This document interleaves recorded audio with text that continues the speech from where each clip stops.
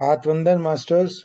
ध्यान साधना और ब्रह्मज्ञान की टीम आप सभी का स्वागत करती है, दिल से नमन करती है और आभार व्यक्त करते हुए सबसे पहले हम अपने पितामह पत्री जी, महाअवतार बाबा जी और डिवाइन के सारे सोल, डिवाइन के सारे मास्टर्स और ग्रेट ग्रैंड मास्टर जो डिफरेंट डायमेंशंस में रहते हैं, उनसे आग्रह करते हुए, नमन करते हुए उनको से प्रार्थना करती हैं कि वो हमारे साथ आएं और ध्यान करें और हमें ध्यान द्वारा ज्ञान प्राप्त कराएं। और आप सभी मास्टर्स को हमारे पितामह पत्री जी का जन्मदिवस बहुत बहुत मुबारक हो। और आज की सेशन लेने हमारे बीच मास्टर सावित्री जी आई हुई हैं और ध्यान साधना और ब्रह्मज्ञान की टीम दिल से नमन करते हुए सावित्री जी से प्रार्थना करती है, मैम आइए और आज का सेशन शुरू करिए। Most welcome ma'am. जी सर। सभी ध्यानियों को आत्मवंदन, सादर नमस्कार। और आपने मुझे इस लायक समझा, इस मंच पे बुलाया, बहुत बहुत दिल से धन्यवाद है। जितना भी मैं अपनी अल्प बुद्धि से मुझ में जो भी कुछ होगा मैं बताने की कोशिश करूंगी, फिर भी कहीं त्रुटि रह जाए तो प्लीज क्षमा करें। आइए चलते हैं इस ध्यान पथ पे। बड़ी ही सुंदर और सरल यात्रा है। सबसे पहले हम मन से एकाग्र होके महाअवतार बाबा जी का चिंतन मनन, उनका ध्यान करते हैं। सदाशिव महाभोलेनाथ बाबा आदिदेव नाथ का प्रणाम करते हैं। ब्रह्म ऋषि परम पत्री जी जिनकी शिक्षाएं हमें आगे बढ़ा रही हैं, उनको शत शत नमन करते हुए सभी अपने इष्ट गुरु, देव गुरु, अपने देव, अध्यात्म गुरु, आत्मा, सर्वात्मा, सभी को हम नमन करते हुए उनको आह्वान करते हैं कि हमें इस ध्यान पथ की यात्रा पे आगे बढ़ने में हमारी सहायता करें, हमें ऊर्जा और प्रकाश दें। इसी के द्वारा साथ हम अपनी यात्रा को आगे बढ़ाते हैं। सभी का धन्यवाद। आइए हम इस पथ की ओर चलते हैं। पितामह ऋषि पत्री जी का जन्म दिवस आ रहा है। कितना सुंदर है कि कितनी नई शिक्षाएं दीक्षाएं हमें देके और इतना सुंदर पथ बना के और हमें उस पे चलने के लिए अग्रसर करके चले गए। हाँ, भौतिकी शरीर से वो हमारे साथ ना हो, आध्यात्मिक रूप से, अपनी आत्मीयता रूप से हमारे साथ हर पल हर क्षण साथ हैं। और उन्हीं की प्रेरणा से हम जो भी कुछ करते हैं इस पथ पे बढ़ने के लिए, उन्हीं की प्रेरणा, उन्हीं का दिग्दर्शन है। और उन्हें शत शत वंदन करते हैं। वो सोल जहाँ कहीं भी किसी भी यात्रा में लगी हुई हैं, वो हमेशा आगे बढ़ते रहे और हमें गाइडेंस करते रहे। यही हमारी उनसे मानसिक प्रार्थना है, नमन है उन आत्म पुरुष को, देव पुरुष को। बहुत बहुत धन्यवाद। आइए हम चलते हैं ध्यान पथ की ओर।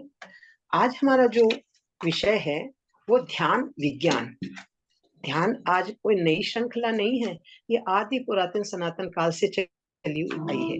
प्रभु गीता में तो इसका बड़ा दर्शन है।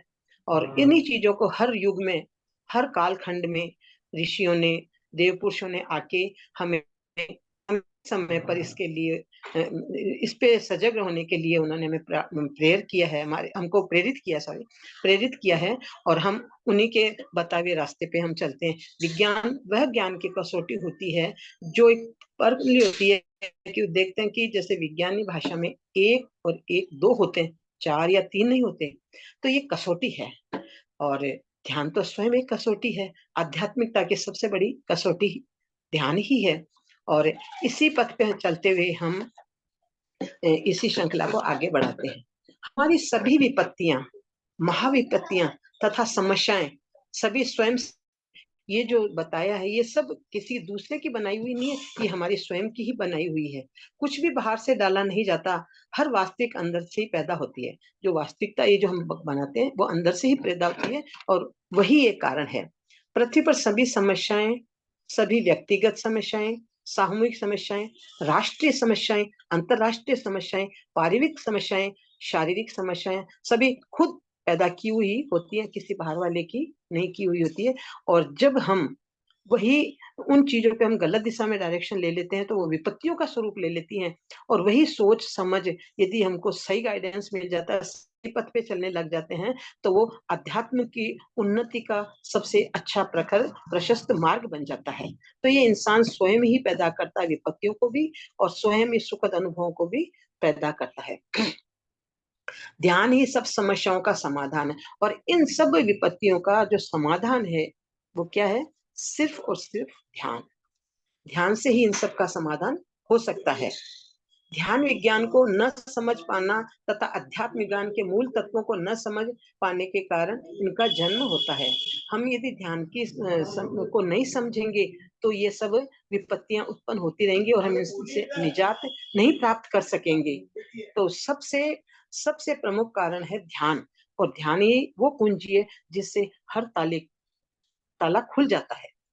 ध्यान विज्ञान के प्रथम महान नियम के अनुसार जब हम अपने श्वास के सामान्य, स्वाभाविक, सरल, कोमल, हल्के, शांत प्रभाव के साथ होते हैं तो मन रिक्त हो जाता है। ये जो ध्यान करने के आनापान सति के बारे में यहाँ पे इंगित किया है कि सबसे प्रथम सरल जो सोपान है वह आनापान सति ध्यान है, जो बिल्कुल सीधा सरल सहज है। कोई समझने में इसमें कोई प्रकार की जटिलता नहीं है कि कहीं ऐसा लगे कि हम क्या करें और कैसे करेंगे। बिल्कुल सिंपल है। और यदि हमने आनापानी सति ध्यान सीख लिया, उसके भेद को जान लिया, प्रकार को जान लिया, तो फिर हमें आगे बढ़ने में कोई नहीं रोक सकता। ये सबसे सीधा और सरल मार्ग है। हमें कोई मंत्र पाठ नहीं करना है, हमारे मुख से कोई आवाज नहीं निकलनी चाहिए। जब हम ध्यान करते हैं ना, उसमें इन सब चीजों का नहीं है, उसमें केवल अपनी जो चित्त के जो विचार प्रवाह है उनको कंट्रोल करते हुए, उनके ऊपर नियंत्रण करते हुए, और हमें इस विधि में आगे बढ़ना है। उसमें केवल शांत चित्त होके और हमें सहजता पूर्वक बैठ जाना है। विचारों का क्या है, विचार तो आएंगे। विचार तो जैसे नदी में बाढ़ जब आती है तो अनेक प्रकार की गंदगी बह बह के आती है, मगर वो रुकती नहीं है। नदी का प्रवाह जो वो सतत चलता रहता है। इसी प्रकार ये जो ध्यान प्रक्रिया है वो भी उस नदी की तरह चलती रहती है। और जो कचरे साइड होते, मलिनताएं होती है, वो साइड किनारे में लग जाती है और नदी अपनी समान गति से आगे की ओर बढ़ती रहती है। इसी प्रकार हमको ये जो ध्यान रूपी नदी है, ये ध्यान रूपी जो गंगा है, इस पर सतत अभ्यास करते हुए हमें निरंतरता से आते ही रहना है, और इस अभ्यास को धीरे धीरे बढ़ाते रहना। एकदम से करने वाली ये प्रक्रिया नहीं है। धीरे धीरे जब हम कुछ मिनट का करते हैं, फिर हम उसमें घंटों का बढ़ाते हैं, फिर हम और ज्यादा करते हैं। इस प्रकार से हमको इस अभ्यास को नित्य बढ़ाते रहना चाहिए। ये आत्मिक सुख का सबसे बड़ा मूल मंत्र है। जी, जीसस बुद्ध या कृष्ण की स्तुति करना एक विलक्षण बात है। इससे बहुत शांति मिलती है, सुख मिलता है। परंतु परंतु ये जो ध्यान ध्यान विज्ञान है, नहीं है। इनकी ऋषियों की, मनुष्यों की स्तुति करना, इनके बारे में जानना, ये बात अलग है। बिल्कुल ज्ञान होना चाहिए, मगर ये उनकी वो स्तुति शब्द वो नहीं है। ये तो सब जो एक हमारी आत्मा जिस खोज के लिए, जिसके लिए जन्म लिया है, क्या उस परमात्मा से एकाकार होना, तो वो उसके लिए तो जो सीधा और सरल मार्ग है, ये सिर्फ और सिर्फ ध्यान ही है। ये तो खुद अपने आप को भावात्मक तरीके से खुश करने का विज्ञान है, ये एक बिल्कुल अलग बात है। और ये ध्यान क्या चीज है, ये भावनात्मक रूप से हम अंदर से इतने प्रफुल्लित हो जाते हैं, ध्यान करके उठते हैं ना, तो हमें इतना अच्छा लगता है कि जैसे आज हमने बहुत कुछ प्राप्त कर लिया है। ये एक भावनात्मक जो चीज है ना, तरीका, हम कैसे खुश रह सकते हैं, उसके यही एक कुंजी है। जिस प्रकार पाइनएप्पल अलग तरह का फल है और आम अलग तरह का, उसी प्रकार प्रार्थना एक अलग तरह की चीज है, ध्यान बिल्कुल अलग तरह की है। ध्यान प्रार्थना नहीं है और प्रार्थना ध्यान नहीं है। प्रार्थना जब हम करते हैं तो हम सोचते हैं हमें ध्यान करना है, और उसके पहले यदि हम प्रार्थना कर लेते हैं तो चित्त में कुछ शांति विश्रांति आती है, और हमें ध्यान करने में आगे का जो मार्ग होता है ना, सरलता से आगे बढ़ने में सहायक जरूर हो सकता है। मगर ध्यान और प्रार्थना दोनों अलग अलग बिंदु हैं, दोनों अलग अलग बिंदु हैं। कैसे कर सकते हैं? क्या आप एक पाँव एक ही समय में भारत में और दूसरा पाँव में रख सकते हैं? इसकी यही कल्पना की कीजिए, जैसे ध्यान और प्रार्थना। एक पाँव अमेरिका में है और एक पाँव हमारे भारत के अंदर है। दोनों पाँव एक साथ नहीं हो सकते, तो ये इनकी इतनी विभिन्नता बताई है।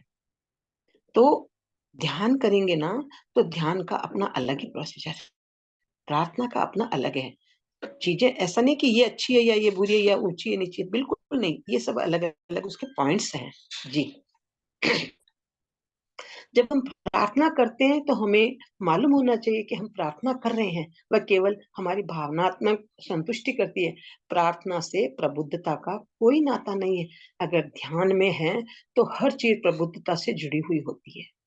ध्यान में आदमी सजग अवेयर होता है और उसकी जो बुद्धि एक तरफ जागृत हो जाती है और उसी जागृतता में उसके अच्छे विचारों का पनपना, अच्छी सोच का पनपना, अच्छे ध्येय लक्ष्य को प्राप्त करने का विचार आना, ये सब जो है विलक्षणताएं हैं, ये ध्यान के द्वारा प्राप्त होती हैं। प्रार्थना भी एक छोटा-सा सुगम उपाय है, मगर ध्यान सभी, बोला ना, सभी तालों की एक मास्टर कुंजी है। जी। ध्यान के द्वारा हमारे भावना तक में कोई प्रसन्नता नहीं मिलती। ध्यान का उससे कोई लेना-देना नहीं है। ध्यान में भावना का कोई काम नहीं, और सच तो यही है कि प्रार्थना से प्रसन्नता नहीं मिलती। प्रार्थना तो ऐसे है जैसे गर्म पानी से स्नान करना, बस यही करती है। प्रार्थना एक आराम देने वाली मालूम होती है। प्रार्थना करके एक रिलैक्सता महसूस होती है कि जैसे उन्होंने बताया है, एग्जाम्पल दिया कि जैसे हम गर्म पानी से सर्दी में नहाए तो हमको रिलैक्सता महसूस होती है। प्रार्थना करने में इतना होता है, मगर ध्यान तो अनेक प्रकार की हमारी ऊर्जाओं को जागृत करने की कुंजी है। हम यह गाते हैं, हम जब ये प्रार्थना गाते हैं कि रघुपति राघवे राजा राम, पतित पावन सीताराम। ये क्या है? ये एक प्रार्थना है। हम राम व सीता का स्मरण करते हैं। हिंदुओं की संस्कृति में राम का स्मरण करना या राम के भजन सुनना बहुत शांति देने वाला है। बिल्कुल, ये हमारी जो सनातन संस्कृति के ये जो मेन स्तंभ हैं, और इनको याद करते ही मन में एक रिलैक्सता आ जाती है। मगर राम ने भी ध्यान के द्वारा हमको सिखाया, उन्होंने एकाग्रता किया। वन गमन का जो उनका कालखंड था, उसमें वो वन में राज करने के लिए जब गए, तो वहां पे भी साधु महर्षियों मुनियों सबके साथ रहना, सबके सुनना, सबके बीच में बैठना, उनका ज्ञान सुनना, और फिर ध्यान की अवस्था में सबको देखना और मानवता दिखाना कि मैं भी इसी पथ पे हूँ, और उन्होंने उसी चीज को आगे बढ़ाया। जंगल में रहना कोई सहज काम नहीं है। हम 2 मिनट के लिए सोचें कि हम जंगल में, हमें कितनी लगता है कि हम क्या करें क्या नहीं, मगर राम का चरित्र कितना महान है। उन्होंने किस प्रकार से उसको भी सहजता से, जिस प्रकार वो महलों में रह रहे हैं, उसी प्रकार से उस जीवन को भी उन्होंने अपनाया। तो ये ध्यान की चरम अवस्था ही होती है, जो इंसान को भौतिक कमियों की कोई कमियां महसूस नहीं कराती। वो हर हाल, हर स्थिति में अपने आप को सुदृढ़ समझता हुआ और अपनी जीवन यात्रा को आगे बढ़ाता है, जैसा कि हमारे श्री राम ने किया था, और हम भी उन्हीं के अनुयायी हैं। तो ये ध्यान जो है, ये तो बहुत ही गहरी चीज है और सरल चीज है। इसको यदि किसी को करना आ गया, तो समझ लीजिए उसने एक वो सूत्र मालूम कर लिया कि अब मेरी ये जो जीवन यात्रा है बड़ी सहजता पूर्वक आगे बढ़ जाएगी। राम तो प्रबुद्ध हो गए, पर हम प्रबुद्ध नहीं बन पाए।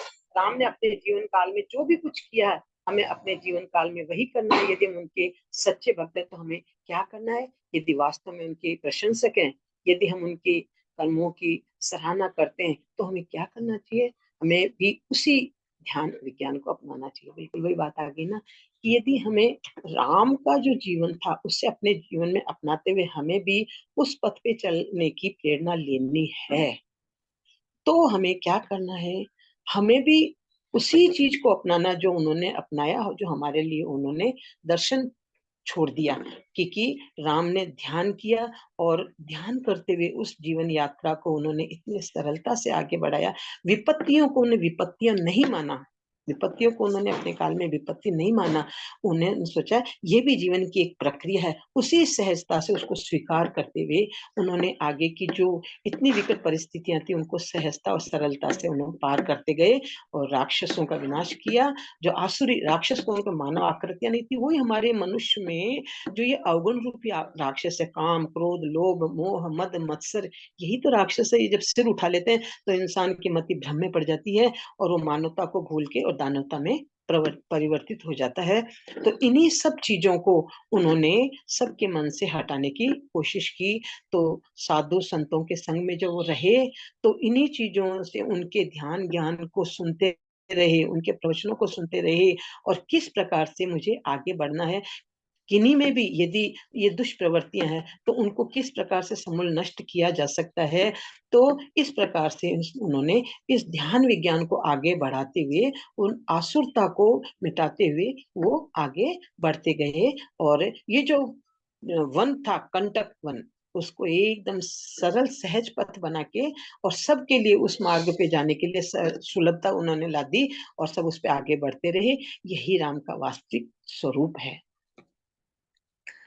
हम कितने जन्मों तक केवल दूसरों की महानता को देखते रहेंगे, अपने प्रबुद्ध होने की कहानी कहते रहेंगे, कितने जन्मों तक अन्य लोगों का भजन करते रहेंगे, उनकी स्तुति करेंगे, उनका ध्यान करने की तारीफ करते रहेंगे। क्या उनकी स्तुति व प्रशंसा के गीत गाकर हम अपनी निजी समस्याओं को हल कर पाएंगे? इसके लिए तो हम खुद ही ध्यान करना होगा। बिल्कुल सही बात कहा है।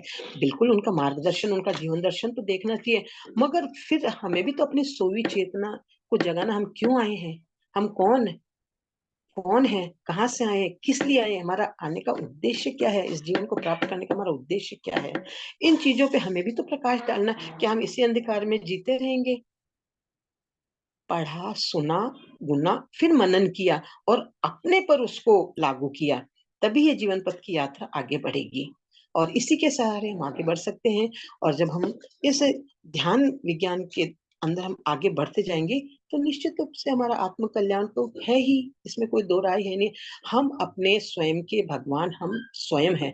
हमें वो अज्ञान रूपी चादर हमारे डली हुई है तो हम अपने भगवान को पहचान नहीं सकते। कहते हैं ना, आत्मा सो परमात्मा, एक स्वरूप तो हमने ये कह दिया। अंदर कौन बैठी है? हमारी आत्मा ना, जो न जल सकती है, न कट सकती है, न भीग सकती है, न कुछ भी उसके ऊपर कोई चीज का कोई असर नहीं होता। ये सब चीज का जो अनुभव होता है वो तो इस शरीर को होता है। आत्मा तो निर्लेप है। हमको ये मालूम है आत्मा निर्लेप है। वो आत्मा हर वक्त, ये जो हमको शरीर मिला है ये इसीलिए मिला है ना कि हम इस अपनी आत्मा को पहचान के उसके स्वरूप को हम जाने और उन उद्देश्यों को आगे बढ़ाते हुए हम उस परमात्मा से मिले और हम उस एकाकार स्थिति को प्राप्त हो सके। उसका जो सबसे सीधा सरल सहज मार्ग है, क्या है? ध्यान। और हमें इसकी तरफ बढ़ना चाहिए। देखिए हमारे जो ब्रह्म ऋषि अत्रि जी हैं, कितनी छोटी अवस्था में ही, यंग अवस्था में ही इन्होंने ये धारणा कर ली, अपना जो सरकारी कार्यकाल था उसको भी छोड़ दिया और उन्होंने एक कितनी दूरदर्शी जो उनकी नजर में थी कि मुझे अब मेरा जो ये है, मेरा ये उद्देश्य नहीं, मेरा उद्देश्य दूसरा है। और वो यह आए और सबको एक एक पकड़ के उन्होंने एकदम से इकट्ठा करके, अलग नहीं लगा कि तुम सब हो जाओ। किस प्रकार से उन्होंने उस कार्यक्रम को करते करते आज इतना बड़ा मंच इकट्ठा हो गया कि सोच भी नहीं सकते कि ये मिशन इतना आगे बढ़ जाएगा और आगे की भी हम नहीं कल्पना कर सकते, न जाने कितना होगा। और ये जितनी भी आसुरी वृत्तियां इस वक्त जहां चारों तरफ युद्ध है, विभीषिका है, इन सब से निजात पाने का केवल और केवल यही जो आज उन्होंने इतने मास्टर्स तैयार किए हैं, जो कड़ियां जुड़ी हैं, जो आज इस प्रकार से इस पृथ्वी को स्वर्ग का स्वरूप देने के लिए उद्यत है, देवी शक्तियां लगी हुई हैं, मास्टर्स लगे हुए हैं, सूक्ष्म आत्माएं लगी हुई हैं, हमें प्रेरित कर रही हैं। और ये सब सीधा सरल मार्ग यही है कि मानवता का विकास हो, आसुरी वृत्तियां नष्ट हो, सब में देवी गुण जागृत हो, यही मिशन है। और ये देवी गुण कब जागृत होंगे? जब हम स्वयं अपने आप को जगाएंगे, हम ध्यान में रहेंगे, गलत सोचना, गलत विचार करना, इससे शांति मिलेगी। और हम किस प्रकार से सद मार्ग पे जा सकते हैं, सद्गुणों को अपना सकते हैं, ध्यान के द्वारा चिंतन और मनन करके हम इस ध्यान यात्रा को निश्चय रूप से आगे बढ़ाएंगे। यही मेन उद्देश्य है और यही हमारे महान ऋषि पत्री जी, युग पुरुष ने हमको यही सिखाया है और इसी पथ पे चलने के लिए उन्होंने हमें अग्रसर किया है। हम उनकी उस चेतना को, हम उनकी उस सोच को शत शत वंदन करते हैं। हर युग में ऐसी महान शक्तियां आती हैं जो सोई हुई आत्माओं को सोए हुए भूल भुलैया से निकाल के और मनुष्य को उसका क्या अस्तित्व है, उसका क्या उद्देश्य है, इसकी ओर अग्रसर करने के लिए आती हैं। उन्हें शत शत नमन और वंदन है जी। कुछ जन अच्छा, प्रार्थना यदि सीमा चौकी है तो ध्यान केंद्रीय मुख्यालय। देखिए उन्होंने एक उदाहरण दिया है, यदि प्रार्थना का क्या स्वरूप दिया है? सीमा चौकी। जो चौकी होती है ना, जहाँ पे बैठे रहते भाई, ये हमारी यहाँ की ये सीमा है, यहाँ से आगे की चौकी है, तो ये इतना। मगर मेन मुख्यालय उसका जो हेड ऑफिस है ना, वो किसको बताया है? ध्यान को। ध्यान ही है हेड ऑफिस है, वहीं से सभी शाखाएं निकलती है। इन लोग यदि हमने ध्यान पे अपने ध्यान के बारे में हमने अच्छे से जागृत कर लिया, तो फिर चौकियों की तो सुरक्षा अपने आप हो जाएगी, वो तो अपने आप संचालित होती रहेंगी। मेन मुख्यालय में यदि हमने प्रवेश पा लिया तो उसी को केंद्रीय मुख्यालय है के बिना भी सकते हैं। मुख्यालय के अंतर्गत सभी चौकियां सम्मिलित है, किसी भी चौकी में मुख्यालय नहीं होता। पता ना, यदि मेन मुख्यालय में हम घुस गए तो चौकियां तो उसके अंडर है, वो तो अपने आप ही संचालित होती रहेंगी, उसमें तो करने की कोई आवश्यकता ही नहीं रहेगी। तो हमने जब इस मुख्यालय में प्रवेश पा लिया, तो फिर अब हमें चौकियों तो अपने आप आगे आगे सीमाओं से लगती रहेंगी, सटती रहेंगी और आगे बढ़ती रहेंगी। जब तक हम प्रार्थना व ध्यान के अंतर को समझ नहीं लेते, हम ध्यान में जा भी नहीं सकते। जब तक हम इस अंतर को समझ नहीं लेते, तब तक प्रार्थना व ध्यान के बड़े अंतर को स्पष्ट समझ नहीं लेंगे। हम ध्यान में संभवतः जो भी नहीं हो सकता। जीवन का समस्त सार तो ध्यान ही है। हमको इन दोनों के अंतर को समझना पड़ेगा, प्रार्थना के और ध्यान के। ठीक है ना? प्रार्थना प्रारंभिक स्टेज को बताया है और ध्यान उच्च अवस्था को बताया, जिसका सरल सीधा मार्ग है आनापान सति ध्यान। अच्छा, हम कहते हैं आनापान सति ध्यान है क्या? एक पाली भाषा का कोटेशन है। आनापान सति का मतलब श्वास का आना, श्वास का जाना और कुछ समय के सूक्ष्म पल में जहां उस सांस का ठहराव होता है, उसके हम जो साक्षी हैं, उस भाव को क्या कहते हैं? आनापान सति ध्यान। और ये आनापानसति ध्यान इतनी सरल चीज है, इसमें किसी प्रकार का कोई उच्च आसन, निम्न आसन, कोई विशेष कोई बात नहीं है। सहजता पूर्वक जहां पे सुखासन मिले वहीं बैठ जाए, जहां अपने शरीर को आराम हो, कष्ट देने की कोई आवश्यकता नहीं है। सहज भाव से रिलैक्स होके हम बैठ जाएं। और इनकी जो तीन इसके मेन जो बिंदु हैं कि अ, अपने जो पैरों को आपस में क्रॉस करके, या जमीन पे बैठे तो अलगती पालगती मार के, सोफे या बेड पे कहीं बैठे तो पैरों को क्रॉस करके, और दोनों हाथों की अंगुलियों को एक दूसरे में फंसाते हुए अपनी गोदी में रखना, और सहजता से सरलता पूर्वक अपनी आंखों को बंद करना, और अपने नासिका का जो अग्र भाग है, ये जो नासिका के दोनों छिद्र हैं, इनको पिरामिड की उपाधि भी दी है। ये पिरामिड है ना? इनमें हमको अपनी आंखों, जब ना ध्यान है ना, नाक के अग्र भाग पे केंद्रित करना है, और हम उसके साक्षी भाव बने कि हमारी श्वास आ रही है, हमारी श्वास जा रही है। और इस बीच में जो विचारों का आना जाना है, वो तो लगा रहेगा, विचार आएंगे जाए, मगर हमें नहीं ठहरना, उनमें उलझना नहीं है। करते करते करते जब शांत इस अभ्यास को करते करते एक समय ऐसी अवस्था हो जाती है कि हम इन चीजों, इन द्वंद्वों से हम पार हो जाते हैं और हम शांतिता को प्राप्त कर लेते हैं, और हमारा जो ध्यान की जो गहनता है वो लगती है, और फिर हम अंदर की अंतर्मुखी होके हम शांत होके और इस ध्यान की चरमावस्था को प्राप्त करते हैं। ये अभ्यास का विषय है, धीरे धीरे करने से, एकदम से नहीं होता है। अभ्यास करते करते रहने से हम आगे बढ़ सकते हैं। हमें ध्यान की आवश्यकता आज है। आज की गतिविधियों के लिए आज ही ध्यान करना है। कल की गतिविधियों के लिए कल भी ध्यान करना होगा। हम आज जो भोजन करते हैं वह शरीर को आज ही संभालने के लिए जरूरी है। आज जो नींद लेते हैं वह आज के विश्राम के लिए आज ही है। कहने का मतलब ये है कि ऐसा नहीं कि ठीक आज नहीं किया ध्यान, जाए कल कर लेंगे। ये जो आलस्य, ये जो प्रमाद है, ये नहीं होना चाहिए। यदि आज मेरे को भूख अभी लगी है, मैंने अभी ये खाना खा लिया, तो ये तृप्ति आज हुई, ये तृप्ति कल तक नहीं रहेगी। तो हमें, जब हम भोजन रोज नित्य करते हैं, तो फिर इसमें हम क्यों प्रमाद करें कि नहीं अभी हम नहीं ध्यान करेंगे। हमें ये आवश्यकता महसूस होनी चाहिए कि नहीं, यदि भोजन एक आध घंटा लेट कर लेंगे कोई बात नहीं, मगर ध्यान का जो हमारा जो सीरियल समय है, उसे हमें नहीं, किसी कारणवश यदि ऐसा हो जाता है, तब भी उसमें एब्सेंट मार्किंग तो बिल्कुल भी नहीं होनी चाहिए। और इसको तो इतना सहजता पूर्वक बताया है कि कम से कम, ज्यादा नहीं तो हमारा जो हमारी आयु है जितनी भी, उसके हिसाब से कम मनुष्य को ध्यान करना ही चाहिए। और इस अभ्यास को करते करते फिर हमें उसको उत्तरोत्तर बढ़ोतरी करते रहना चाहिए। मगर इतना तो 100% कंपल्सरी है कि इतना तो ध्यान समय देना ही पड़ेगा, है ना? हाँ, एक समय में नहीं बैठ सकते, कोई बात नहीं, उसको कुछ समय में हम 15 मिनट, 20 मिनट, 40 मिनट सहजता से हम जितना उसको डिवाइड करके बैठ सकते हैं, मगर उस अवधि को पार जरूर करना पड़ेगा और उसमें अनुपस्थिति लगने की तो कोई गुंजाइश ही नहीं है। हमें उसमें अनुपस्थित लेना। हम रोज रात को सोते हैं, ये जरूरी भी है। बिना भोजन किए, बिना पूरी नींद लिए हम आज किस तरह काम कर सकेंगे, यही तर्क ध्यान पर भी चर्चात होता है। अभी कहते हैं भाई मैं भूखा हूं, मैं कैसे कर सकता हूँ काम, पहले मैं करूंगा, मेरे को आराम भी चाहिए। तो ये जब अत्यंत आवश्यक तत्व है हमारे लिए, तो फिर ध्यान को हम कैसे हल्के में लेते हैं? वो भी उससे ज्यादा आवश्यक है। वो भी उसे ध्यान यदि हम करके बैठते हैं ना, तो हमारे खाने पीने और नींद की पूर्ति भी करता है। इसमें तो इतनी पावर है। हमने कभी ऐसा लगता है ना, जैसे मैं अपना बताऊं, कभी तो इतना लगता है कि वाह क्या ध्यान किया, आज तो मजा आ गया। मजा आ गया यानी कितना आनंद की अनुभूति हुई, तो एकदम इतनी रिलैक्स आ जाती है कि बहुत कुछ हमने प्राप्त कर लिया। तो ये परमात्मा क्लू देता है कि देखो ध्यान के आनंद की क्या परिभाषा है। तो इसमें हमें कभी भी एब्सेंट नहीं होना चाहिए। जी सर। आगे कंटिन्यू रखूं सर या?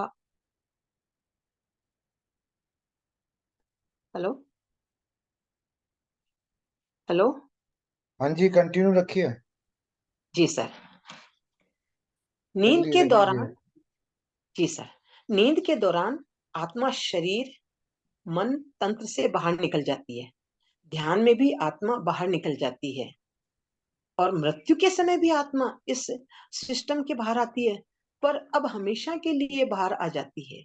देखिए जो नींद के लिए जो बताया ना, शरीर की अवस्था ध्यान की अवस्था के बारे में बताया कि नींद, जब हम नींद लेते हैं ना, तो क्या होता है, एक शव के समान हो जाता है। हम गहरी नींद में होते हैं तो हमारा शरीर ऐसा हो जाता है। उस वक्त क्या होती है, जो हमारी जो आत्मा होती है ना, वो बाहर निकल जाती है ना। और मृत्यु के समय भी आत्मा इस सिस्टम से बाहर आ जाती है, पर जब हमेशा के लिए बाहर आ जाती है, जब आत्मा हमेशा के लिए बाहर आ जाती है, तो शरीर शव बन जाता है। तब मन शरीर के अंदर नहीं रहता। मृत्यु स्थायी अशरीरी अनुभव है। नींद व ध्यान अस्थायी अशरीरी अनुभव है। मृत्यु होने पर हम शरीर से पूरी तरह बाहर हो जाते हैं। तब हमारा और भौतिकी शरीर का कोई नाता नहीं रहता है। यानी कि मृत्यु के बाद में तो क्या शव होता है, उसमें ऐसा नहीं वापस हलचल होगी या उसमें आत्मा आएगी, वो तो चलो फाइनली हो जाता है। मगर जब ध्यान अवस्था और नींद अवस्था होती है ना, उसमें हमारी जो ये आत्मा है नींद के वक्त एस्ट्रल वर्ल्ड के में जाती है। अब हम कहते हैं ना, हम कभी कहते हैं हम स्वर्ग में गए, कभी हम कहते हैं हम उस बगिया में गए, हम कभी उसमें गए। तो ये बाहर निकल के वो अनुभव करती है। और जब वापस जब नींद खुलने का समय आता है, तो वापस शरीर में आत्मा आ जाती है। तो ये उनका इसी प्रकार ध्यान के अंदर, ध्यान की जब उस उच्च अवस्था में जब हम प्राप्त हो जाते हैं, तो हमें अपने शरीर का भान नहीं रहता है। बिना शरीर की आत्मा एस्ट्रल वर्ल्ड में अपनी यात्रा करती है और वहां के अनुभव लेके आती है, वहां के मास्टर्स से मिलके आती है सूक्ष्म शरीर के द्वारा। और फिर जब हम वापस अपनी चेतना में लौटते हैं, तो ये हमारे शरीर में वापस से आ जाती है। मगर मृत्यु वो है कि उसमें एक दफा जब आत्मा बाहर निकल जाती है ना, तो फिर वो वापस से नहीं आती है। यही इसका अंतर है। नहीं रहता है। तब आत्मा और शरीर मन का संबंध बना रहता है, जबकि वह बिस्तर पर पड़ा हुआ है। इस संबंध को रजत यानी रज्जु कहा जाता है। सिल्वर कॉर्ड, यानी कि जब हमारा हम नींद में होते हैं, तो शरीर तो हमारा बेड पे पड़ा हुआ रहता है और आत्मा भ्रमण करती है। तो इसको क्या उपाधि दी है? ये इसको सिल्वर कॉर्ड कहा गया है। यह रजत रज्जु ही एक और शरीरी मन तथा दूसरी ओर आत्मा का संबंध जोड़कर रखती है। ये जो रज्जु है, ये जो नींद के अंदर भाई शरीर यहाँ पे पड़ा हुआ है और आत्मा स्थल वर्ग में गई हुई है, ये जो कड़ी जुड़ी हुई है ना, इसको ये रजत रज्जु कहा है ना। नींद तथा ध्यान के दौरान आत्मा शरीर मन सिस्टम से बाहर तो निकलती है, परंतु इस चांदी की डोर से जुड़ी रहती है। ये जो सांसों की डोर है ना, ये जो कंटिन्यूटी, इसका नहीं, सांसों की जो टूटना का मतलब तो मृत्यु प्राप्त होना, मगर ये इसको एक वो चांदी की जो डोरी बताया गया है, तो ये इससे जुड़ी हुई है। परंतु इस चांदी की डोर से जुड़ी रहती है। हम अगली सुबह शरीर में लौट आते हैं नींद के बाद, और ध्यान के बाद भी इसी तरह हम भौतिक शरीर में लौट आते हैं और शरीरी मन तंत्र में लौट आते हैं, परंतु मृत्यु के बाद हम नहीं लौट सकते। ये जो हमारी जो सिल्वर रज्जू है, जब हम नींद से उठते हैं सवेरे, तो ये रज्जू इस डोरी के सहारे हम वापस अपने शरीर में आ जाते हैं, और इस प्रकार से हमारे जो आगे की जो प्रक्रिया चलती रहती है। मगर मृत्यु के बाद में ऐसा कुछ भी नहीं है। मृत्यु में यह रज्जु स्थायी रूप से विच्छिन्न हो जाती है, टूट जाती है, और आत्मा इस शरीर मन से सदा के लिए अलग हो जाती है। यह एक दूसरे को प्रभावित करने वाला धुंधला क्षेत्र जो आत्मा और संसार के बीच बना रहता है, उसे ही मन कहते हैं। मन बताया, मन किसको कहा है? इसमें ये जो धुंधला सा जो क्षेत्र है, ये आत्मा के और मन के संसार के बीच में बना हुआ रहता है, उसे ही हम क्या कहते हैं? मन कहते हैं। आज हमारा मन ऐसा नहीं है, आज हमारा मन ये नहीं करा, तो ये जो सब चीजें है ना, ये जो धुंधला, ये शरीर और आत्मा के बीच की धुंध है। आत्मा भौतिकी शरीर को त्यागती है, आत्मा भौतिकी शरीर को त्यागती है, शरीर शव बन जाता है, और यह आत्मा ही वह ऊर्जा है जो शरीर को जिंदा रखती है। ये जो आत्मा है ना, ये वो ऊर्जा है जो इस शरीर को जिंदा रखती है। अन्यथा जब ये निकल जाता है तो हमारा भौतिकी शरीर शव है एक तरह से, है ना। तो ये आत्मा ही है उसको जिंदा रखने वाली, ये आत्मा है तो शरीर जिंदा है। तब ऊर्जा का यह संबंध कट जाता है और शरीर शव हो जाता है। प्रतिदिन हमें कई प्रकार के काम होते हैं, ये सब काम शरीर द्वारा संपादित किए जाते हैं, तथा मन इसमें साथ देता है। परिणाम स्वरूप बहुत सी ऊर्जा व्यय हो जाती है, और इस कमी को हमें पूरा करना होता है। क्या होता है कि रोज हम काम करते हैं, और ये सब कामों में क्या ऊर्जा लगती है, ऊर्जा का तो हास होता ही है ना। और तब मन इसमें मन साथ देता, कि हमारा मन कहता उठो, हमारा मन कहता काम करो, हमारा मन कहता इधर चलो, तो इन सब चीजों में क्या होता है? ऊर्जा शक्ति नष्ट होती है, ठीक है ना। तो इस सब की कमी को हम किस प्रकार से पूरा करते हैं? ये जो कमी है, ये किस चीज से पूरी होती है? ये पूरी होती है ध्यान से। आधे घंटे का ध्यान हमें इस प्रकार से, जैसे हमने भोजन पौष्टिक भोजन हमारे शरीर को ऊर्जित करता है, और जो हमारे आत्मा से जो हमारे संबंध है, उसकी ऊर्जा है सिर्फ और सिर्फ ध्यान। ध्यान की बड़ी महत्ता है। ध्यान तो वो रासायनिक है, वो टॉनिक है, जो शरीर को इतनी ऊर्जा देता है कि इसमें हमारे अच्छे अच्छे विचारों का आना, और अच्छे कर्म करना, उनके लिए प्रेरित होना, ये सिर्फ और सिर्फ ध्यान से ही हमें प्राप्त हो सकता है। जी। ध्यान में तथा नींद में शरीर को शक्ति प्राप्त होती है, तथा ध्यान में बहुत अंतर है। नी सॉरी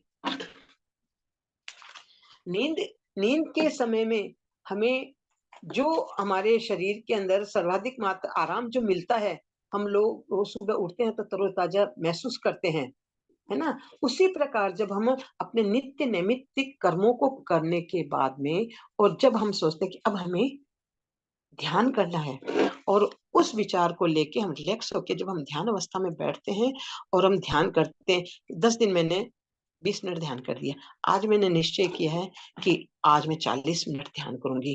तो देखिए उस 40 मिनट के ध्यान में हमको इतना आनंद मिलेगा, इतनी ऊर्जा मिलेगी, कि हमारा पूरा जो हमारी जो शक्ति क्षय हुई थी ना, वो वापस जैसे उसमें डेवलप हो जाएगी। ये ध्यान का बड़ा चमत्कार है। तो ध्यान तो वो चीज है जो हमको शारीरिक ऊर्जा, मानसिक ऊर्जा देता है। जिस बात को समझने की जरूरत है वह यह है कि ध्यान की अनेक विधियां नहीं है, कोई मंत्र पाठ नहीं है, कोई सूफी मंत्र नहीं है, कोई यहूदी मंत्र नहीं है, कोई बौद्ध मंत्र नहीं है, नहीं ओम मणि पद्मे हम, ऐसा नहीं है कि मंत्रों में शक्ति नहीं है। सिर्फ यही है कि जिस तरह प्रार्थना ध्यान नहीं है, मंत्र पाठ भी नहीं है, इनका सबका अपना अपना एक फील्ड है, सबका एक अपना अपना एक दायरा है, और वहां पे उनकी अलग अलग अपनी शक्ति है। ये ऐसा नहीं है कि इनमें कुछ शक्ति पावर, ऐसा कुछ नहीं है। इनके सबके अलग अलग जैसे चैप्टर्स होते हैं ना, ये सब अलग अलग चैप्टर्स हैं, मगर जो ध्यान है वो एक फाइनल चैप्टर है, उसमें सभी शक्तियों का समन्वय है, वही एक ध्यान है। बाकी ऐसा नहीं कि कोई पाठ करता तो वो गलत कर रहा है, नहीं नहीं गलत कर रहा है, ध्यान कर रहा है, माला जाप कर रहा है, नहीं गलत कुछ भी नहीं है। मगर इन सब को करते हुए हमको अपनी सोच को इतना प्रवृत्त करना है कि अब हम इस पथ से आगे बढ़ें। और गीता जी में जैसा बताया ध्यान के बारे में, रति ध्यान धारणा, उसकी तरफ हम कदम बढ़ाएं और उस पे हम ध्यान देते हुए जब हम ध्यान में इतने आगे बढ़ जाएंगे ना, तो जो पाठ करने में, प्रार्थना करने में, मंत्र जाप करने में जो शक्ति ऊर्जा में मिलती है, वो सब ऊर्जा ऑटोमेटिकली हमें ध्यान से प्राप्त हो जाएगी। हमारा कनेक्शन जुड़ जाएगा उस आत्मा, हमारा एक ही लालसा रहेगी कि हमने आनापानसति नामक प्रथम पायदान प्राप्त कर लिया है। अब हमारी आत्मा को केवल एक ही है और हमें उस परमात्मा से मिलना है। उस परमात्मा से मिलने के लिए जो बीच की जो ये सीढ़ियां, वो शनि शनि सतत अभ्यास से करके, और एक दिन ये आत्मा अपने प्रियतम परमात्मा में विलीन हो जाएगी और वही उसका ध्येय पूरा हो जाएगा। तो मनुष्य शरीर का जो ध्येय है वो यही है कि हमें इस अभ्यास को नित करना चाहिए। इसमें हमें किसी प्रकार की कमी नहीं रखनी चाहिए। और इस प्रकार से आज का जो ये स्वाध्याय है, ध्यान और विज्ञान, मैंने अपनी अल्प बुद्धि के द्वारा इसके बारे में आपसे कुछ कहा है। इसमें कहीं कोई त्रुटि हो गई हो तो मैं क्षमा चाहती हूँ, और आगे के लिए आप मुझे क्या हिदायत देते हैं? जी, धन्यवाद। बहुत बढ़िया मैम, बहुत बढ़िया।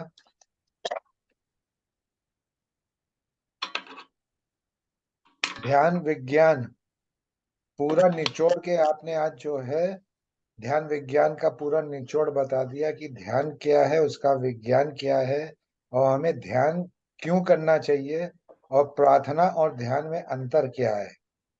लोग मंदिर में जाते हैं, पूजा पाठ करते हैं, भगवान को याद करते हैं, उनसे प्रार्थना करते हैं हमारा कष्ट दूर कर दो, लेकिन वो ये नहीं जानते हैं कि जो मंदिर में जा रहे हैं वो मंदिर तो उनके अंदर ही है, और वो मंदिर उनको सिर्फ ध्यान द्वारा ही प्राप्त होगा, इधर उधर भटक कर प्राप्त नहीं होने वाला। सो बहुत बढ़िया मैम, बहुत बढ़िया। और आइए अब सब मिलके अब ध्यान ही करते हैं, ध्यान शुरू करें मैम। जी सर। वंदना जी कुछ कह रही हैं क्या? वंदना मैम।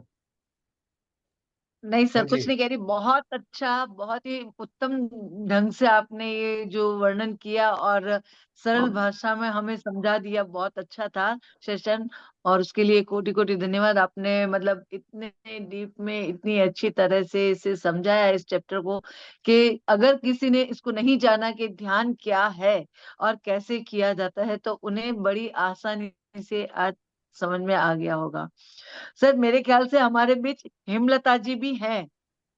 अ, अ, तो हेमलता जी। अगर वो भी कुछ कहना चाहे तो बाद में ये सर। कल्पना जी कुछ कह रही नमस्ते। थी। हाँ जी, नमस्ते। नमस्ते, आत्मवंदन सभी को। आत्मा जी हाँ। सविता हाँ जी, आप मेरा हेमलता जी बोल रही हैं? अच्छा अच्छा हाँ, हेमलता जी बोल रही अच्छा हेमलता जी। जी हाँ। अपना, हाँ। मैम वीडियो ऑन कर लीजिए। हम्म, बहुत सावित्री जी आपने बहुत अच्छा गूढ़ रहस्य बताया ज्ञान का। और अभी मैं जब बेंगलोर पिरामिड जाके आई हूँ, मैं पिरामिड वैली, हमारे गुरुजी का 3 दिन का सेशन था वहां पे। वहां से आने के बाद तो मुझे इतनी पॉजिटिव एनर्जी आ रही है, मतलब मैं अपने में ही मस्त रहती हूँ। जैसे कोई कुछ बोल भी रहा है, कर भी रहा है, तो मुझे तो कुछ पता ही नहीं चल रहा, वैसा हो गया। वहाँ के पॉजिटिव, वहाँ की एनर्जी इतनी अच्छी। जैसे कभी भी मैं, अभी दीपावली का टाइम है, उतना टाइम नहीं मिल रहा। आज अभी मैं देखी थी तो चल रहा है, तो मैं ज्वाइन हो गई। तो ऐसे लग रहा है कभी भी बैठ रही हूँ ध्यान में या आपका सुन भी रही थी, तो ऐसा लग रहा है मैं पिरामिड में ही बैठी हूँ। बहुत अच्छा। आज सावित्री जी ने बहुत गूढ़ रहस्य बताए ज्ञान और विज्ञान का, ध्यान का। बहुत ज्यादा अच्छा। धन्यवाद, धन्यवाद।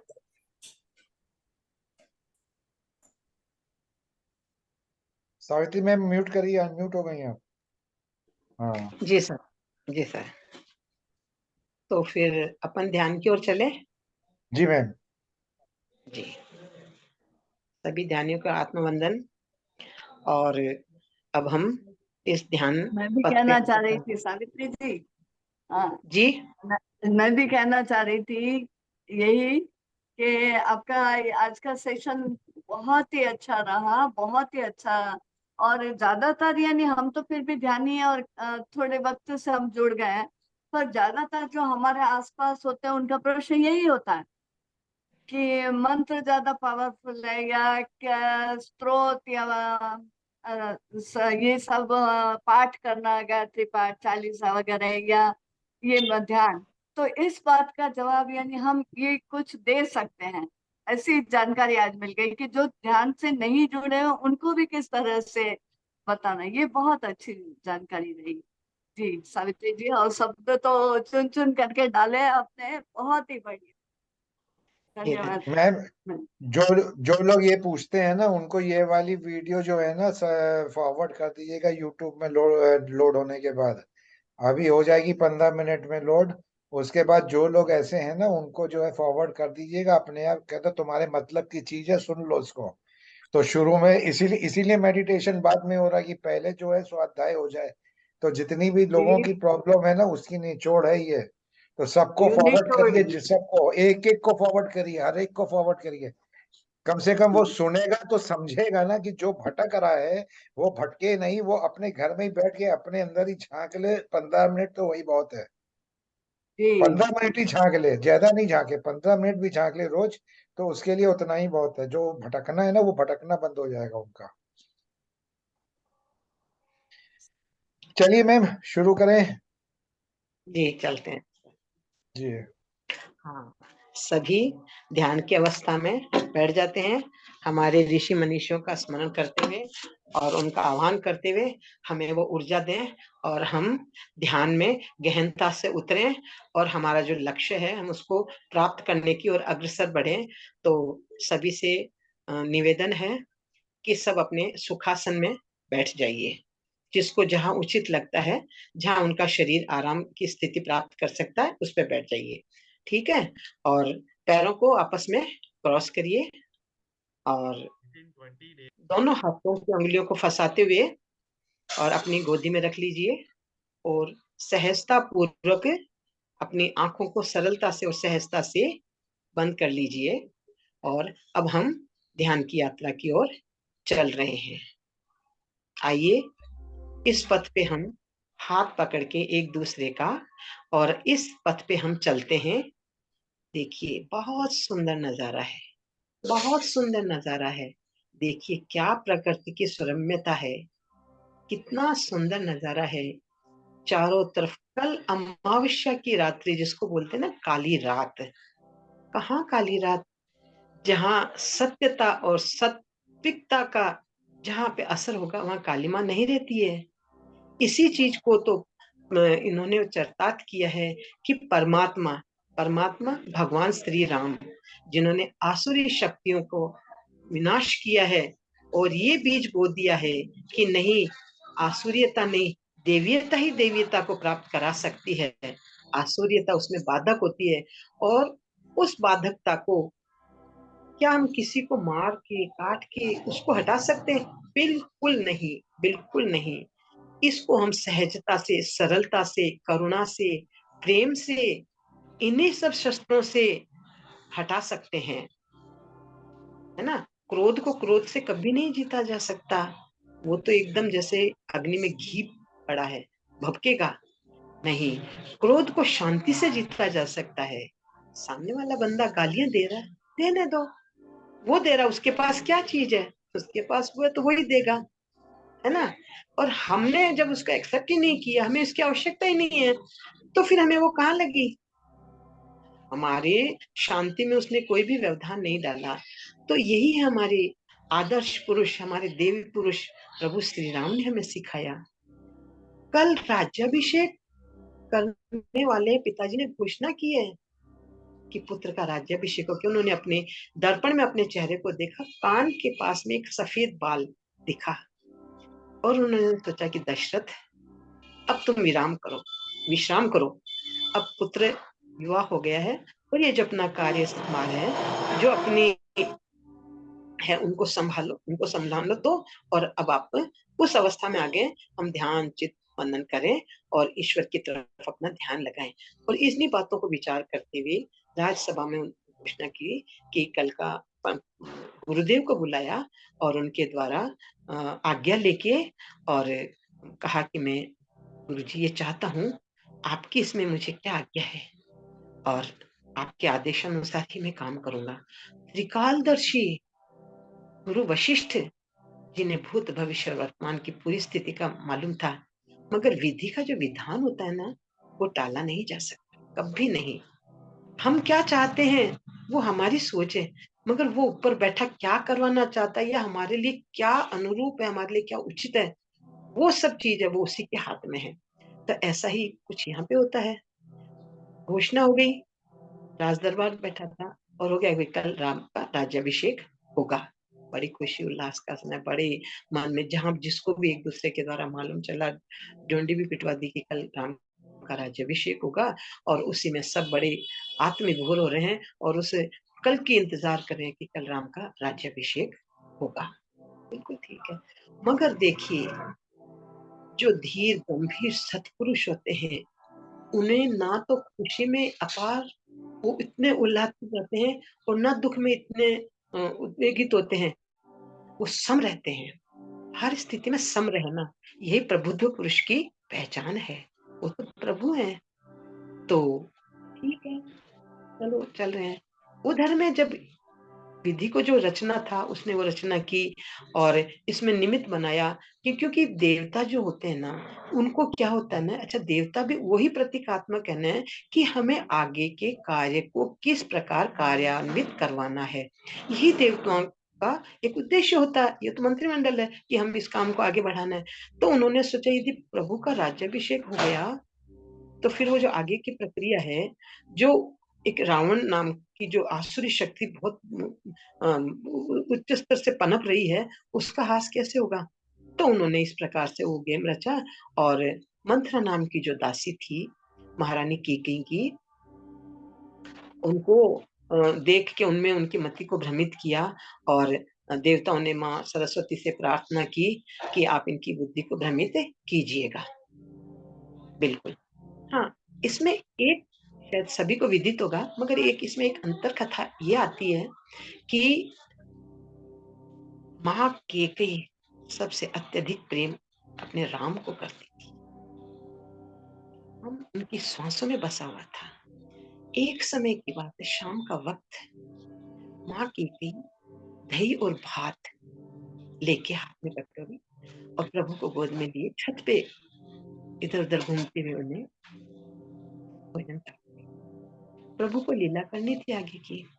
तो प्रभु कहते, माँ मैं आपको कितना अच्छा लगता हूँ। बेटा तूने ये क्या पूछा मुझसे आज? तू क्या पूछ रहा है मुझसे?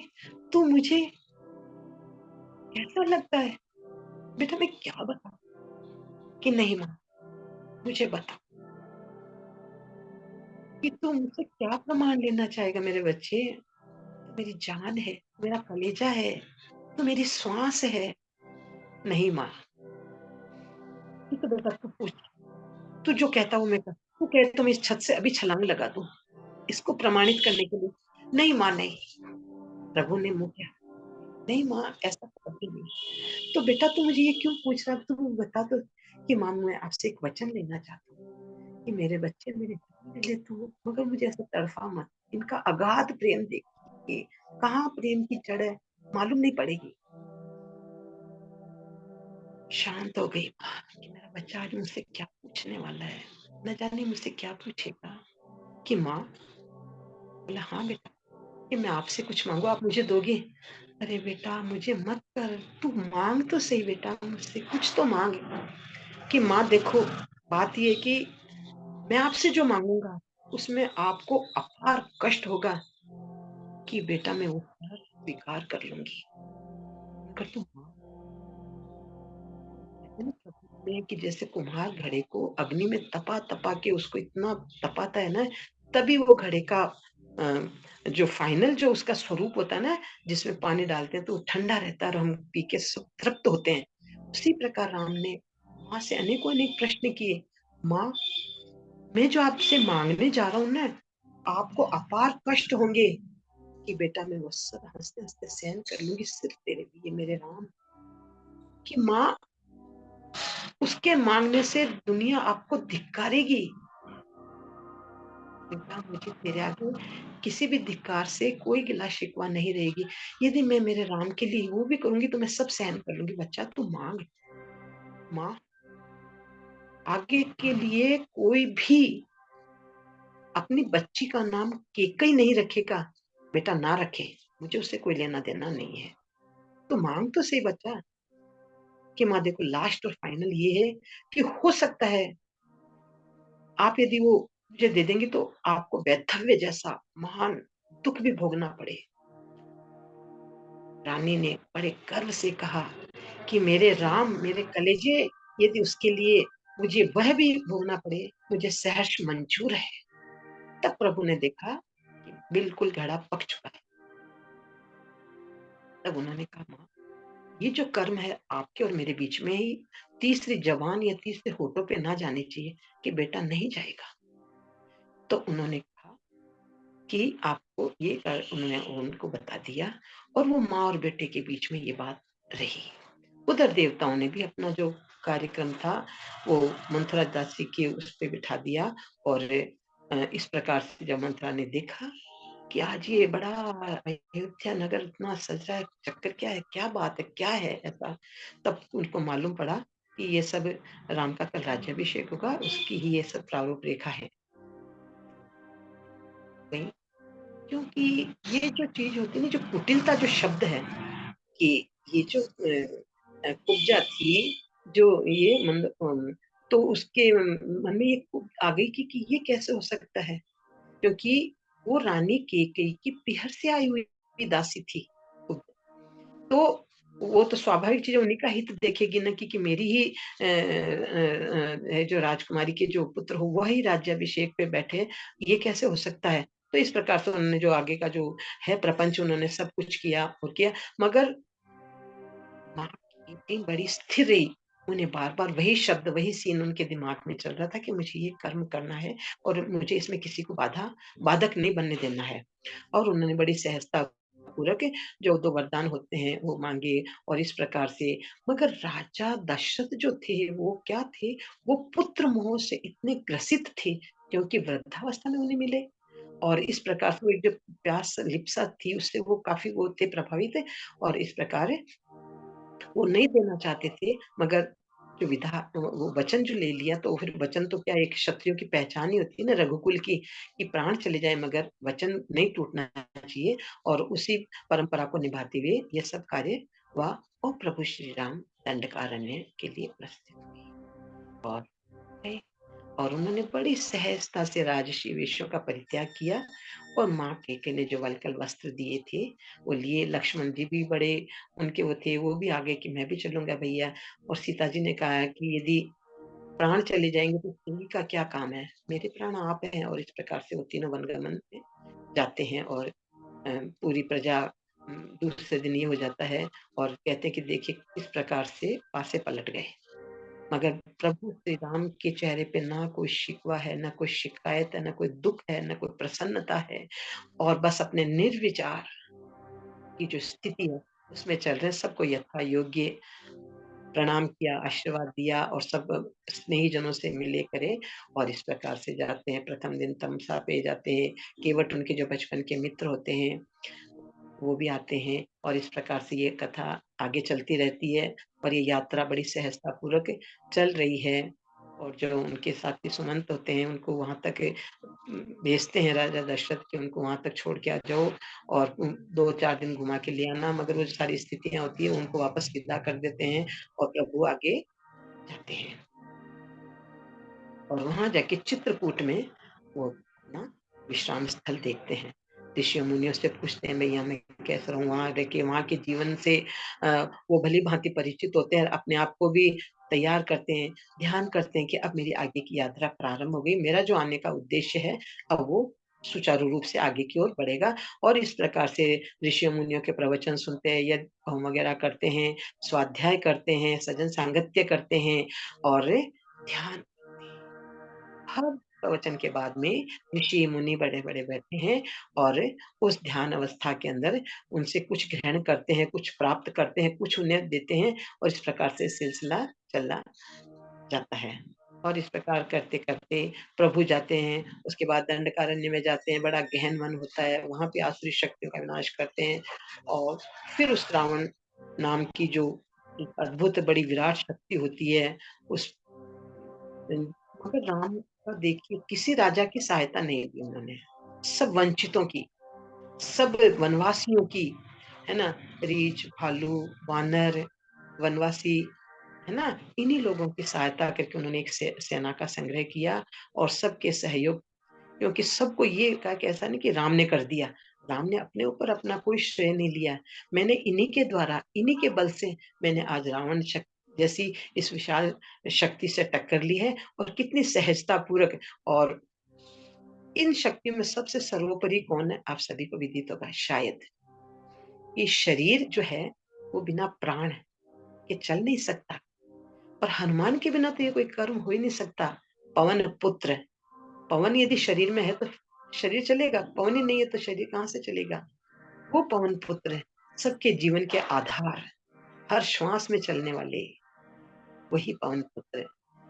इतना बड़ा बेड़ा उठाया और सब प्रकार से इस करके रावण का वध किया, आसुरी शक्ति का विनाश किया, धर्म की स्थापना की, सबके अंदर सबको सजग किया, सहजता पूर्वक आसुरी शक्तियों की तरफ ना जाएं, ध्यान करें, पाठ करें, ईश्वर को, अपनी सोई हुई शक्तियों को जगाएं, अपनी आत्मा को जगाएं। और जो हमारा गुरु, गुरु कौन है? गुरु एक सत्ता का नाम है, वो सत्ता है प्राण। और प्राण यानी हवा, प्राण वायु, प्राण वायु, इसके द्वारा हमको ध्यान पथ पे आगे बढ़ना चाहिए। वहां से यात्रा करके जब वो पुनः लौटते हैं अयोध्या, और उस प्रकार वापस, जैसे अब उस धरातल से वापस अब दूसरे धरातल पे जाना है, वापस प्रभु को लगा कि मैं जिस उद्देश्य के लिए आया था वो पूरा हो गया, और अब वापस से उसी उमंग के साथ अब मुझे राज्य करना है, बाकी का जो समय बचा हुआ, और सोए जनमानस को जगाना है। वो तो अभी इन्होंने तो वन कानन के लोगों को सबको सजग किया था, ध्यान के लिए, स्वाध्याय के लिए, सजन सांगत्य के लिए, आपसी प्रेम सौहार्द के लिए। मगर अब हमें शहर में जाना है, अपने राज्य में जाना है, वहां भी सभी को इस प्रकार से तैयार करना है। वो प्रभु आते हैं। दीपावली क्या होती है? दीपावली हमारा जो देह, हमारा जो शरीर, ये हमारी अयोध्या है, ये हमारी अयोध्या है। और इस अयोध्या में इतने बड़े बड़े योद्धा हैं, और इसमें भी आसुरी शक्तियां हैं। ये काम, क्रोध, लोभ, मोह, मद, मत्सर, ये सब इसमें विद्यमान है। मगर जब देवी शक्ति हावी हो जाती है ना, तो आसुरी शक्तियां दब जाती हैं, और इनको विनाश करने का सबसे सीधा सरल सहज मार्ग क्या है? ध्यान। ध्यान के द्वारा हम इन सब पे विजय प्राप्त कर सकते हैं। ध्यान ही वह सीधी और सोपान है, और प्रभु ने इसी को ज्यादा मानने के लिए प्रेरित किया। तो देखिए, जब हमारे घर में कोई आता है, मेहमान भी आता है, तो हम ठीक से घर को व्यवस्थित रूप से करते हैं, ठीक है ना? इसी प्रकार जब हमारी आत्मा हमारे शरीर में बैठे, तो हमें इसमें गंदगी तो नहीं रखनी चाहिए ना। तो जब हमारा शरीर शुद्ध होगा तभी हम घर की शुद्धि करेंगे ना। तो सबसे पहले हमें अपने विचारों की शुद्धि करनी है ना? हमें शांति, सौहार्द, प्रेम, करुणा, इन भावों को जगाना है, और काम, क्रोध है, इनको धीरे धीरे अपने जीवन से निकालना। ये दीपावली की सबसे बड़ी सफाई है जी। हमें कर्म में चूक बिल्कुल भी नहीं करनी है, और इनमें करते करते आगे बढ़ते हुए हमें अब अपने शरीर की सफाई भी करनी है। बिल्कुल रोज करते हैं, मगर जो अच्छी तरह से जब करते हैं ना, पूरा पूरा करके जमा हुआ कोना कोना सब तो, और आध्यात्मिकता है कि प्रभु श्री राम आ रहे हैं। तो अब हमको तो प्रभु श्री राम आ रहे, तो इस नगरी अयोध्या को तो सजाना ही है ना, हमारे इस मन को भी सजाना है, तो अच्छे विचारों का सृजन करना है। और हमारे आसपास की जो गंदगियां है, कोई भी कुछ का लड़ाई झगड़ा वगैरह वगैरह, इन सब से दूर, बिल्कुल दूर। और हमें तो सहजता से ज्ञान का दीपक, ध्यान का दीपक, करुणा का दीपक है, प्रेम का दीपक है, ये दीपक जलाने हैं। ये दीपकों की जब ज्योति जगमगाएगी ना, अंधकार तो भग जाएगा। अमावस की काली रात देखिए किस प्रकार से जगमगा रही है। देखिए ये नजारा, कल्पना कीजिए। आइए हम 5 मिनट इस नजारे को देखने के लिए अब अंतर्मुखी होके हम ध्यान में देखते हैं कि कितनी रोशनी जगमगा रही है। देखिए 5 मिनट के लिए शांत होके अपने इन दीपकों को देखिए, इनकी रोशनी को देखिए।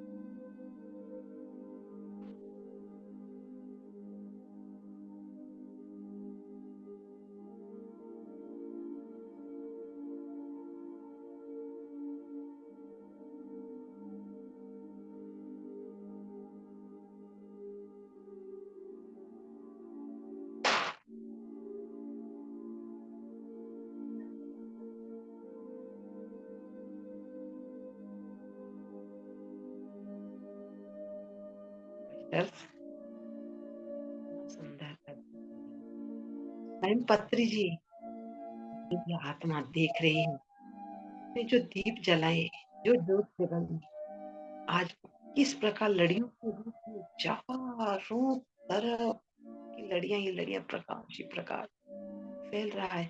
दीप से दीप जल रहे हैं, ज्योति से ज्योति जल रही है। इतना अद्भुत नजारा है। ये स्वर्ग के देवता सब पुष्पों की वर्षा कर रहे हैं, क्योंकि मेरे प्रभु श्री राम आए हैं, मेरी आत्मा राम आए हैं। मेरी आत्मा में रोशनी है, मेरे घर में रोशनी है, मेरे शहर में रोशनी है, गली नुक्कड़ में रोशनी है, गंदगी का नाम नहीं है।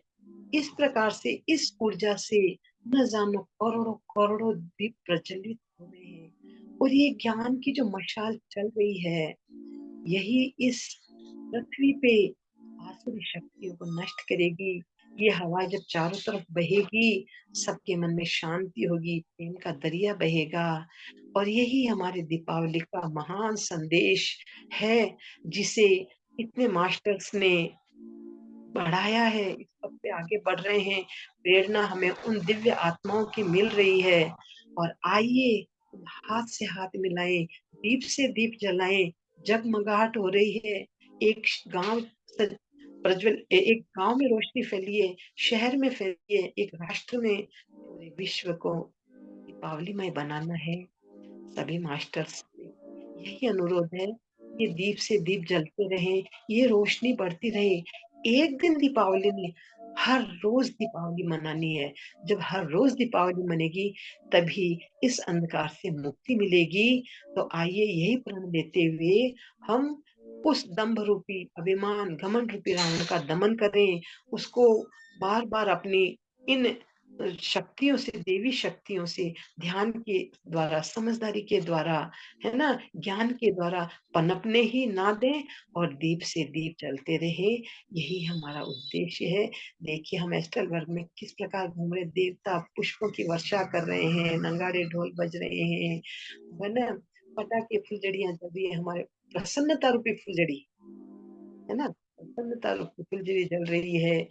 और अहंकार रूपी जो बम है वो ब्लास्ट हो गया, खत्म।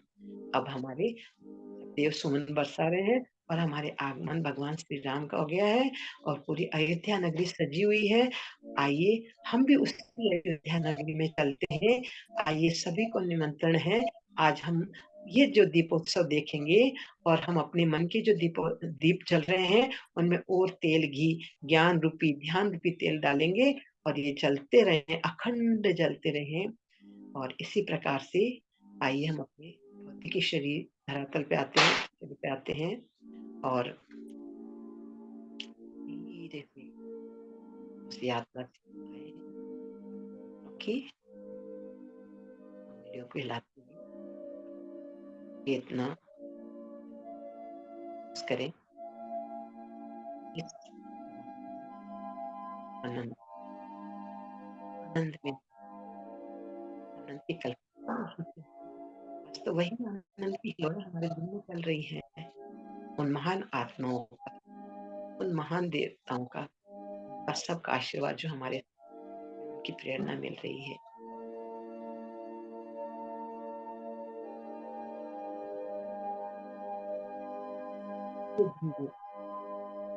डालते हुए को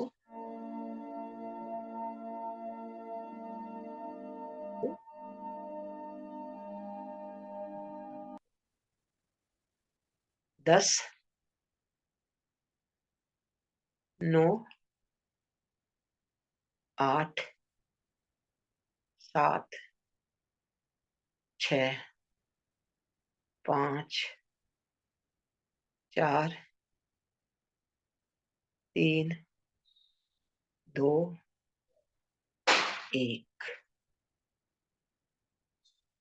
अपनी हथेलियों के बीच में ही अपनी आंखों को धीरे से हल्के से प्यार से खोलिए और 5 सेकंड 5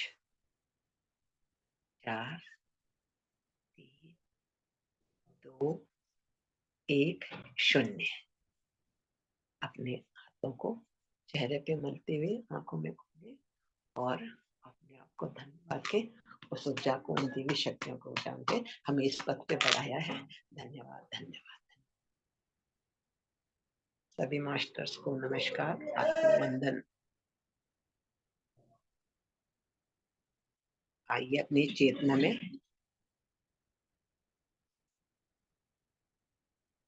माँ इतनी ऊर्जा कहाँ से आप लाते हो? आपको तो ये माँ सब मैंने बोल दिया, आपको माँ बोल दिया मैंने। इतना वाकई बड़ा इतनी पद ऊर्जा इतनी ऊर्जा इतनी ऊर्जा नहीं खोला जा रहा, ये बोला ही नहीं जा रहा है, झूम रहे हैं ऐसे ऐसे ऐसे। ये दीप से दीप सर जलते हैं ना ये ऐसे ऊर्जा ऐसे उन्हीं झूम से रहे हैं। मिलती है हाँ। जी सर ये सब आप ही लोगों का भावनात्मक प्रेम जो रूपी इसमें तेल घी पड़ा है ना इसी से ये दीप प्रज्वलित हुआ है और इसमें इतनी ऊर्जा है और ये ऊर्जा क्या ये तो सब अपना साथ है सभी का ये हम सभी वो दीप हैं जो एक दूसरे से प्रज्वलित हो रहे एक दूसरे की ऊर्जा से ऊर्जित हैं जी सर बहुत बहुत धन्यवाद नहीं मैम, ये पूरा हफ्ता ऊर्जावान रहा है। सैटरडे से शुरू किया था, ऊर्जा दिन ब दिन बढ़ती चली जा रही है। धनतेरस हो गया, दिवाली, छोटी दिवाली हो गई, कल बड़ी दिवाली है, फिर उसके बाद भाई दूज है, अमावस्या है। ऊर्जा का फ्लो ऐसे जाएगा जी और जिसके अंदर जितनी दम है वो उतनी ऊर्जा घसीट ले ले। बहुत ऊर्जा बहुत ऊर्जा बहुत ऊर्जा। मुझसे तो बोला नहीं जा रहा, मैं सबको अनम्यूट कर दे रहा हूँ, सब बोलिए आपने अपने में, अपना अपना अनम्यूट करके सब बोलिए। नहीं वाकई में सर आशीष सर जो कह रहे हैं सच में इतना सावित्री जी ध्यान भी इतना ऊर्जावान बहुत ही बहुत बहुत उत्तम पित, एकदम पितामह आज पितामह आज बहुत खुश होंगे, बहुत खुश होंगे मैम। हाँ पितामह आज बहुत खुश होंगे। सर देख रहे हैं आंखें वो, भर आई देख रहे इस हैं वो ऊर्जा अपने से को, हम लोगों को सब वो देख रहे हैं टेढ़ी नजर से कि क्या कर रहे हो, कितना कर रहे हो, कैसे कर रहे हो, सब देख रहे हैं वो पूरा। थैंक यू सावित्री जी, बहुत ही प्यारा ध्यान था। मैंने तो सिर्फ 5 मिनट के लिए ज्वाइन किया था। मैं ऊपर आई, देखा वंदना जी का मिस कॉल था, मैं नीचे मम्मी के पास थी, मैंने अरे कॉल किया तो खिड़की तो पता खोल, चला। खिड़की तो खोलिए। एक खिड़की मिनट सर। खिड़की खिड़की खिड़की बंद रखेंगी तो ऊर्जा कैसे आएगी अंदर? सर मैं अभी थोड़ा सा एनर्जी बहुत मिल गई, खिड़की बंद थी लेकिन फिर भी एनर्जी बहुत अच्छी थी, एनर्जी का फ्लो बहुत अच्छा था, मन कर रहा था और बैठी रहूं। मुझको पिरामिड थैंक यू। दिखाई दिया है, मुझको और पिरामिड दिखाई दिया है, मुझको ढलता हुआ सूरज गोल्डन और नारंगी रंग का दिखाई दिया, फिर उसके बाद उगता हुआ सूरज, ठहरा हुआ सूरज पूरा गोल्डन रंग का दिखाई दिया है। खूब एनर्जी पूरा देते हुए गया है। सर जी, एक सेकंड मैं अनुरोध करूंगी।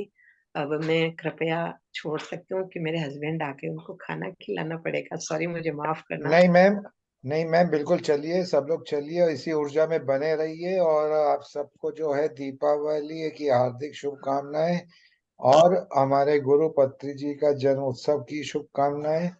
और ध्यान साधना और ब्रह्मज्ञान टीम आप सबका अभिनंदन करते हुए नमन करती है। अपने गुरु पितामह पत्री जी, महाअवतार बाबा जी, सारे डिवाइन मास्टर्स का अभिनंदन करती है और धन्यवाद देती है कि उनने यहाँ आके इतना गहरा ध्यान हम लोगों को कराया। और उसके लिए बहुत बहुत धन्यवाद मैम, बहुत बहुत धन्यवाद। इसी ऊर्जा से बने रहिए। और आज शाम का सेशन 4 बजे का गौरविक जी का है और आखिरी सेशन जो है वो वृंदा मैम का है, जो पत्री जी की ऑटोबायोग्राफी करती हैं और वो उनका मैसेज आज आपको बताएंगी नया नया। तो शाम का सेशन मिस नहीं करिएगा सब लोग, और औरों को भी लेके आइए और साथ मिलके पृथ्वी जी का जन्म दिवस मनाएंगे। Thank you ma'am, thank you, thank you, धन्यवाद बहुत बहुत थैंक यू, धन्यवाद, थैंक यू। बहुत बहुत सभी। थैंक धन्यवाद यू, आपने मैम। थैंक यू धन्यवाद। सावित्री। दीपावली की बहुत बहुत शुभकामनाएं। सबका जीवन धन्यवाद। बहुत बहुत धन्यवाद, बहुत बहुत हेमलता धन्यवाद। जी, थैंक यू आने के लिए। और आपका सेशन होना है हेमलता जी। हेमलता जी बंद कर दिया उन्होंने, मैं नहीं बोलती। ओके।